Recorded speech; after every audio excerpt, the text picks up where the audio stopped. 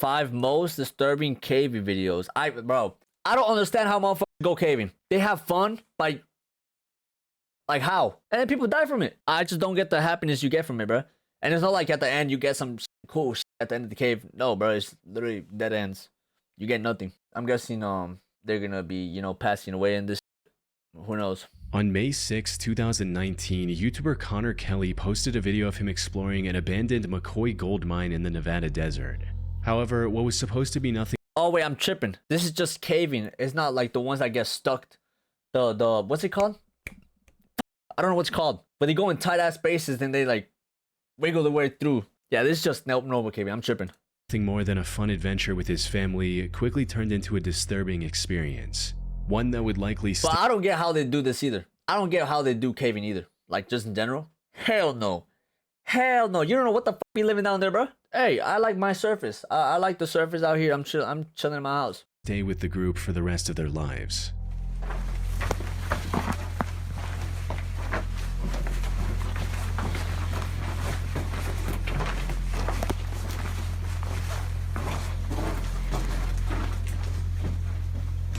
The exploration of this... Like that, bro. You're telling me if you talk, you could drop a rock and just get stuck in there. And what do you do then? You're cooked. You're cooked, bro. This mine started off quite normal, with the group staying silent to avoid causing an accidental cave-in, as seen by the text they put on screen. However, after about a minute and a half of treading deeper into the mine, Connor noticed something strangely reflective on the path ahead. Diamonds! Do you see that reflection? Diamonds! I'm trying to... Check it out.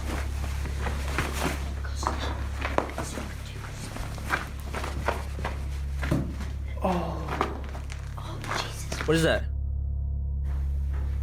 It's a shoe. Oh. What the Is that like a fossil? Dead animal? Or human? Okay, wait, don't move, Wyatt. I don't think it's a dead animal. Why would animals have shoes? What they found reflecting back at them was a shoe, amongst many more, in a massive pile with random bones scattered What the throughout. fuck? That's a bone right there. Why even get close to it? Leave! Turn around! Wait, there's quite a few bones in this. What made this pile even more odd was the sheer variety of shoes on display. Many of them were clearly very modern, while some were models that were released over 30 years ago. How could such a random assortment of shoes end up in an abandoned gold mine in the middle of nowhere? Things took an even darker turn when the group ventured further into the cave and found a bunch of bones, including a relatively intact spine. Turn around! So this is water flow. It is getting great. Oh yeah, it's getting creepy, so let me just walk further down the cave. Are you slow? Are you slow? Your pair of shoes are about to be with that pile too. You're about to be part of that pile. What are you doing? So we can't trust this. Yeah, don't stand any closer. By this point, the group was growing increasingly unsettled by these disturbing discoveries, prompting them to leave the cave as quickly as possible. And that's where the original video ends, without any explanation or resolution. Connor didn't provide any more information in the video's description or in the comments. He posted... God damn, 448,000 views. I'm going caving. I'm going caving, bro. Posted 4 more videos after this, but none of these videos included any updates on the disturbing encounter either. Action Adventure Twins is a YouTube channel run by brothers James and Edward. The duo has been exploring dangerous and cramped caves since early 2020. Yet, despite their combined experience, one of them almost lost his life back in 2022. Which is exactly why you shouldn't go caving. January of that year, the two decided to explore the popular Petty John's Cave in Georgia. They had already explored parts of this maze-like cave multiple times before, and had even found an underground waterfall during one of their expeditions. Put simply, they were pretty confident in their ability to navigate through this cave. But unlike their previous ventures, this time they were going to tackle one of the hardest sections, the aptly named Nervous Breakdown, referring to how cavers feel when going through it. Things started off just as expected, with the pair going through the narrow and claustrophobic entrance to reach the first open area of the Petty John's Cave. Bro, no! You're telling me none of these rocks are gonna fall?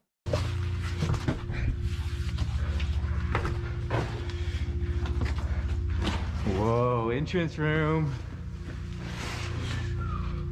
However, it didn't take long for the cave to begin closing back again, forcing the two to squeeze through tiny passageways. But that was only See, this is what I'm fucking talking about. Like, what are you doing? If they go through there, oh nah. the beginning. After about 25 minutes of crawling through increasingly tighter spaces, they reached the first big obstacle, a muddy room with a narrow and steep hole in the middle. They had to carefully walk around this hole to progress. A single slip meant falling into the narrow hole and possibly getting injured. And given the lack of safe footing around the hole, it would have been near impossible for the other person to pull them out. After successfully navigating around this obstacle, they finally arrived at the entrance. You get nothing out of this. Why are you risking your life for nothing? I wouldn't even do this shit in Minecraft, bruh. I would be scared of losing my inventory in Minecraft. How the fuck are they not scared of losing their lives? A nervous breakdown. Unfortunately for them, things weren't looking good. The area surrounding this entrance had collapsed some time ago, making it very difficult to figure out the path ahead. After looking around for a bit, Edward eventually found the real entrance and was excited to go in. He genuinely couldn't wait to find out what was down there and began his descent, leaving his brother behind in case something bad happened. What he didn't realize was that this was about to be one of the worst decisions he'd ever make. Because after descending for a few minutes, Edward called for his brother only to be met with complete silence. Oh nah, separating, that would be scary as fuck. Why would you separate? Why would you separate? That's the only advantage you have, bro. That's the best thing you could have in this shit, is having someone else with you. Why would you separate? On a rope. Instantly freaking out. He doesn't answer back, I'm instantly freaking out.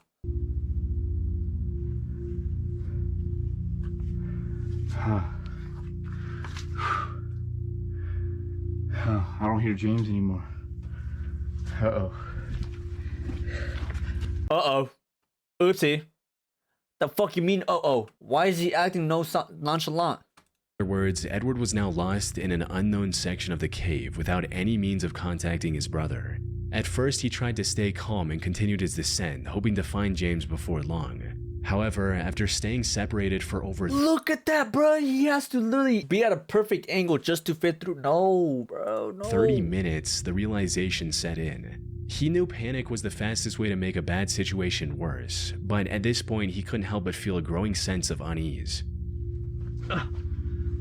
And he keeps going down after he doesn't answer you? Like, what?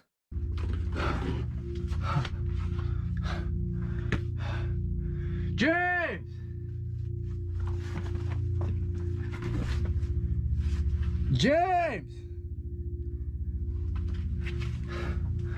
It's been like 30 minutes since I last saw him. I don't even know where I'm at. I tried to go back to the last place I saw him. Oh, he's lost, okay. And everything just looks the same. It's just a jumble maze. We should have never split up. Or maybe you should have just never went in the first place. After calling out to James many times with no luck, he decided to retrace his steps and find the way back. Unfortunately, he had underestimated the difficulty of the maze he was about to enter. Every direction looked the same. The narrow passages and jagged walls made it impossible to tell where he had come from. To top it all off, his situation was getting worse with each step he took. If he went the wrong way, he could easily wedge himself into a passage too tight to escape, or worse, plunge into a hidden drop-off. This is the true horror of caving. Even if he didn't injure himself, he could have just as easily wandered around aimlessly until his body gave way into exhaustion, leaving him lifeless in a cold, rocky crevice. The footage of him excitedly dropping into the nervous breakdown entrance would have ended with the camera recording his descent into confusion, fear, and eventually silence. Fortunately, that wasn't the end of his story. After going in loops for a while, Edward spotted a single piece of tape he saw on his way down. Oh. The tape. Yeah.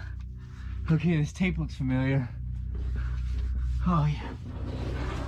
This has got to be the way.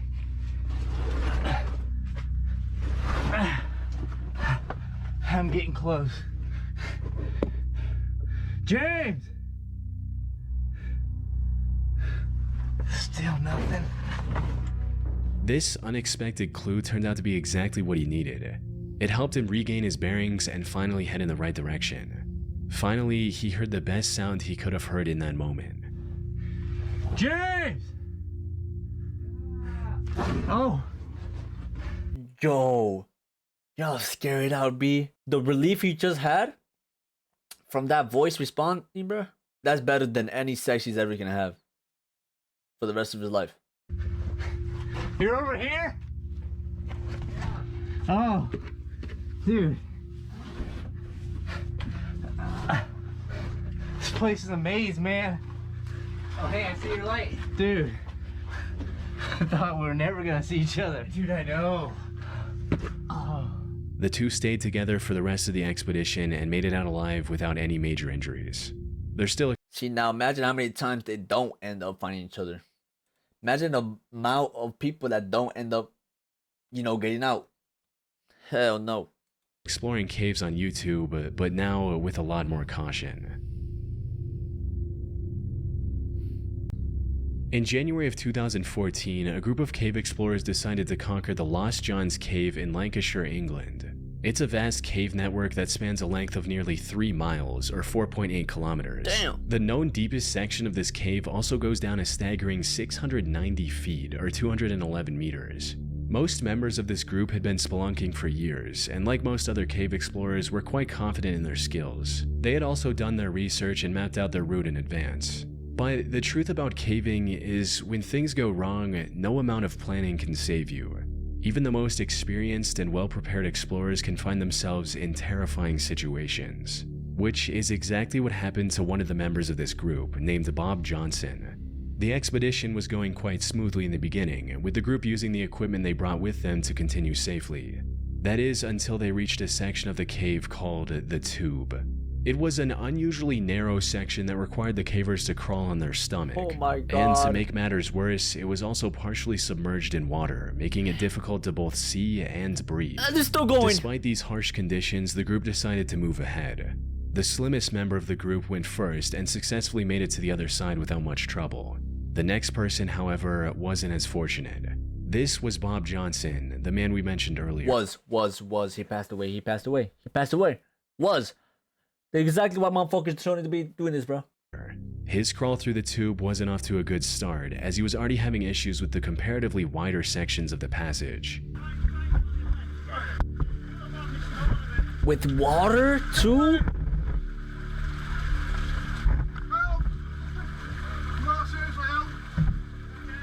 He then somehow managed to reach the tightest part of this treacherous section, but that's where his luck ran out.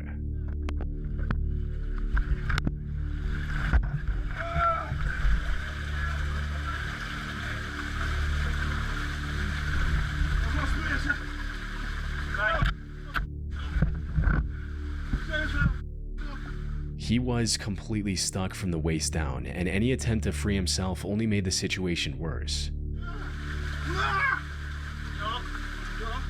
Now, being stuck in a narrow cave like this is extremely stressful on its own. The walls close in on you, and every movement feels like it's pushing you further into the tight space. Panic sets in as you realize just how little room you have to maneuver, and with each failed attempt to free yourself, the fear intensifies. But as if the confined space wasn't enough to make his heart race, Bob now had to contend with something far more terrifying. The water went up. Rapidly flowing water. Water makes any caving venture 10 times worse. In a dry cave, even if you're stuck, you still have time to think and plan your escape. But when water starts to rise, the situation shifts from bad to life-threatening. The feeling of water creeping up around you in an already claustrophobic space is a nightmare on its own. The real danger with water, however, is that you have mere minutes before drowning becomes a very real possibility. Bob knew this possibility all— Bro, this is all wet. The water's been here before. He's cooked. too well. He gave his all to free himself. Unfortunately, the water was quickly filling up his suit, making it even more difficult to squeeze through. But when the situation seemed hopeless, one of the members had an idea that ended up saving Bob's life. Instead of pushing forward, the members behind him tried pulling him back, and it worked. Yeah, it looks tight. Golly, I get it. Pull in! He didn't try that first? I mean, I would think, you know, that was common sense. Okay. I mean, shit, it's a good thing he's alive. Bob was finally free, though his troubles weren't over. He later revealed in a comment that him and the two members who pulled him back had crawled for another 3 hours to get out of the cave from a different exit. Damn. This incident also left him traumatized to the point where you can't even watch this video without becoming anxious. From what I can find, he scaled back on caving and picked up a much safer hobby in cycling, and now appears to be doing just fine. Yes, get away from that shit, bro. Thank you.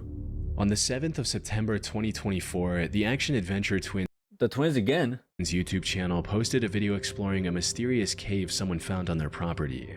This is the same channel we talked about earlier, where the two brothers got separated and almost lost their lives in the maze-like cave. They've learned their lessons since and approached this one with far more caution.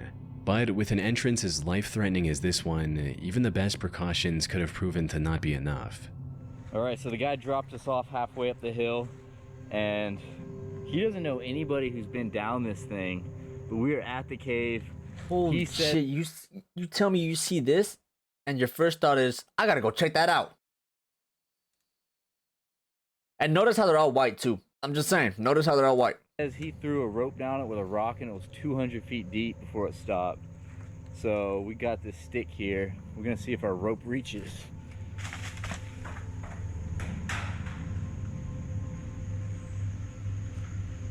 It's still, oh, Holy shit. you're right, it kept going. This alone is enough to terrify most people, with one person stating, "This channel has given me a new fear about walking in the woods. The fact that you could just slip and fall down a hole like that is insane." That's crazy. There's caves just randomly like that in the fucking woods. Now anytime I go anywhere, I wonder how many massive voids are right below my feet that I could fall into at any moment. Oh, that's always gonna be on my mind now. Oh, that's always gonna be on my mind now. I'm never gonna walk into the forest ever again. But that didn't deter Edward and James. They quickly secured their rope to a nearby tree and began descending into the steep cave. What they found inside was nothing short of breathtaking. That tiny opening gave way to a vast chasm. Oh, wow. Yeah. This is a big one, man. However, before they could fully take in the beauty of the cavern, things took a dark turn. Just seconds into the cave, the two discovered what looked like human remains scattered throughout. That's comforting. Human bones, huh? Look how big they are. Dude, look behind you. There's like a little shrine of them. There's like, oh, that's a cranium. Why are they looking at it like it's cool? Bro, that's scary as fuck. Why are they looking at it so happily? Dude, is that a human? Nah, I don't know. They're grabbing it? Round. Yeah, that looks human, man. That doesn't necessarily make, I don't know. I'm not a bone expert. From there, they continued exploring the cave as it kept getting bigger the further they went into it. They also discovered old caving equipment like ropes and harnesses already secured to the walls, a detail that only deepened the mystery surrounding the bones they had found earlier. If they did belong to a person, as the two suspected, it was possible they belonged to a previous explorer. This explorer And that explorer did not get out. So why the fuck are we still in here? I don't know. likely had an accident and died in the cave without ever making it out. On their way in, they did find scattered bones right below the entrance. These were likely the remains of people who accidentally fell into the otherwise unassuming hole. Holy However, fuck. the bones they found further inside were too far from the entrance to have belonged to someone who simply fell in. It's also possible that these remains belonged to the victim of a deranged killer. Someone who either had ended a person's life within the cave, or maybe threw the person into the hole and later dragged their body further into the cave. Some people, however, weren't convinced and accused the brothers of faking the whole thing, especially since the way Edward and James handled some of these remains felt a bit too casual. Yeah, bro. That said, while YouTubers faking these finds to get a viral video isn't uncommon, this one turned out to be true. The video received several comments from experts confirming that these remains were indeed real and human, with one such person writing, "My girlfriend and I are watching from Canada. We're both paramedics, definitely a human femur and a human cranium. But this raised an even bigger question. When did the owner of these bones pass away? If they disappeared into the cave in the last few decades, this discovery could end up cracking an unsolved case." I ended up contacting the action-adventure twins to see what they had to say or if they had made any police reports afterwards. We ended up contacting the authorities about the bones. They were determined to be human and were apparently a Native American that either slipped and fell into the pit cave or was thrown in there after death and are 2,000 years old. Damn. While this did rule out the possibility that these bones belonged to someone more recent, the despair of whoever ended up in that cave alone 2,000 years ago is just as impossible to ignore. They likely fell into the cave, somehow survived the fall, and ended up starving to death while looking for a way out. Yo, that's crazy. 2,000 years. Native American, bro. On October 28, 2004, 50-year-old Australian airline pilot and scuba diver David John Shaw broke the world record for the deepest successful dive in history. He achieved this by reaching a depth of 270 meters in Bushman's Hole, one of the deepest freshwater caves in the world. Hell no. The sole purpose of this dive was to break the record. However, when he reached the bottom, he found something that stopped him. This is underwater caving. Oh, no, this is some other type of shit. This is some... that's even dumber. Tracks. He found the body of Dion Dreyer, a 20-year-old scuba diver who died in that cave 10 years ago. Since humans start sinking after a certain depth, Dion's body never floated back to the surface. Given the extreme difficulty and danger of diving this deep, any plans to retrieve his body were also cancelled at the time of his death. However, a plaque in his name was installed near the diving point of Bushman's Hole, which is how Dave knew what he was looking at. After staring at the body in shock for a few seconds, Dave immediately got closer and tried to retrieve Dion. Unfortunately, after a decade in the water, his tanks were firmly stuck in the mud. More importantly, Dave had already spent too much time at that depth. Staying any longer would have been fatal. So he decided to tie a line to Dion's body and return to the surface with the newfound information. Wasn't very steep.